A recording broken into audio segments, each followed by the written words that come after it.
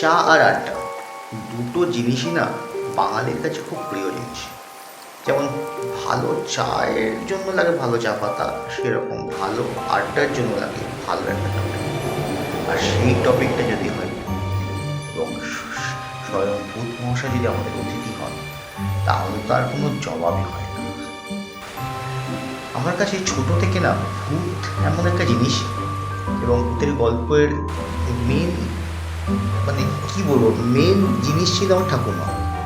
ছোটবেলায় ঠাকুমার সঙ্গে সারাদিন ঘুরে বেড়াতাম, সারাদিন ওনার সঙ্গে শুতাম, একটাই কারণ কখন ঠাকুমা ভূতের গল্প শোনাবে আমাদের। সেই নিয়ে বড় হওয়া। গল্পের মধ্যে কত রকম না ভূত ছিল গ্রাম বাংলা, শাকচুন্নি, পেতনি, ব্রহ্মদত্তি, মেছো, নিশির ডাক। উফ, পারি না। সব থেকে মজার ঘটনা ছিল বাড়ির আমার দাদা বা দিদিরা যারা খুব ভূতে ভয় পেত, সেটা থেকে আমিও পেতাম অবশ্য, এটা বলে লাভ নেই, পেতাম। তো তারা কি করতো, মেনলি একটা চাদর বা কিছু জড়িয়ে বুঝতো, আর আদো আদো ভাষায় বলতো থাম্মি একটু দাঁড়াও, একটু গায়ে জড়িয়ে তারপরে তুমি গল্প বলো। তাদের একটা দৃঢ় বিশ্বাস ছিল যে যদি গায়ে কিছু চাপিয়ে নিই তাহলে ভূত হয়তো ওদের ধরতে পারে।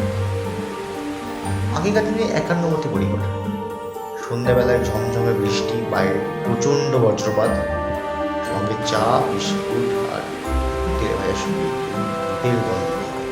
আর যদি পানটা সুন্দর, তাহলে তো জবাব। আমি স্বাগত। আমি একটা ছোট্ট প্রচেষ্টা করছি গ্রাম বাংলার মধ্যে কিছু একটা বানানো। আজকে তার ইন্ট্রোডাকশন পর্ব, এবং ইন্ট্রোডাকশন পর্বে জানি না কতদূর কি আমি সাকসেস হতে পারবো এইটা নিয়ে, কারণ এই ভূত মহাশয় বা তেনারা যথেষ্ট স্ট্রং। আজকের দিনে ভূত মানে বাংলার ভূত বলতে শাকচুন্নি, পেতনি, ব্রহ্মদত্তি এরা বেঁচে আছে মানুষের কল্পনায়, যাদের পাওয়া উচিত ছিল অনেক একটা বড় স্টেজ, যেরকম আমরা দিয়ে থাকি ড্রাকুলা ভ্যাম্পায়ারদের। তো আমার এই ছোট্ট প্রচেষ্টার মাধ্যমে আমি শনি মঙ্গলবার প্রত্যেকদিন একটা নতুন ভূতের গল্প আমি আনার চেষ্টা করব। এবং যদি প্লিজ কেউ ভূত দেখে থাকেন প্লিজ আমাকে জানাবেন। আর আপনারা প্লিজ জানাবেন যে আপনারা কীরকম টাইপের ভূতের গল্প শুনতে রাজি, শুনতে চান অ্যাকচুয়ালি, কারণ আপনাদের জন্য আমরা। আর যদি কেউ ভূত দেখে থাকেন বা ভূতের উপলব্ধি হয়ে থাকে, প্লিজ আমার সঙ্গে তো আপনাদের বিকেলের আড্ডাতে আজকে এইটুকুই। ভালো থাকবেন, সুখে থাকবেন এবং ভূত নিয়ে প্রচুর চর্চা করবেন। Thank you. Have a ghost night.